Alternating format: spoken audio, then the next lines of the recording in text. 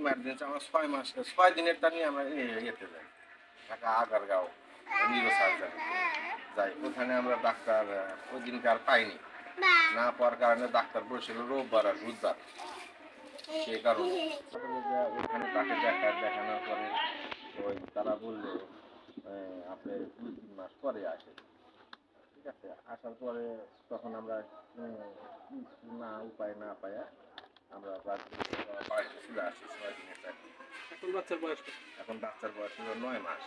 এখন ডাক্তার কি বলছে সেটা? এখন ডাক্তার বলছে আমি মহেন্দ্র স্যারের কাছে নিয়ে গেছিলাম, আমাদের সিরাজগঞ্জে সে বসে, ওইখানে নিয়ে যাওয়ার পর তাকে দেখানোর পরে সে বলছে অপারেশন করতে হবে, নিউরো সার্জারি যেতে হবে।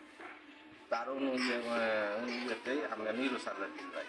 নিউরো সার্জারিতে যাওয়ার পরে দীর্ঘদিন মোটামুটি ১৫-১৬ দিন আমরা ওখানে ঘোরাঘুরি করার পরে কোনো ফল পাইনি, কোনো ফলই পাই না। আজ না কাল না করি শিশু ডাক্তার বসেছিল রবিবার আর বুধবার।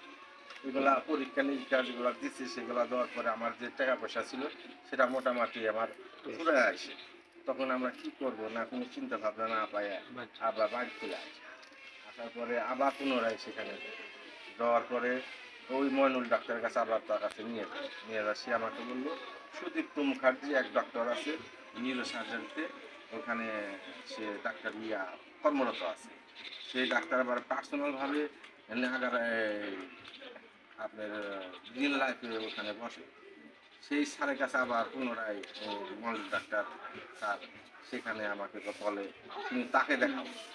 সেখানে যায় আমি সুযুক্ত স্যারের কাছে যা আমার এই বাচ্চাকে আবার পুনরায় দেখানোর পরে সে বলল ওই বাচ্চাটা অপারেশন করতে হবে, অপারেশনটা হলো 2টা।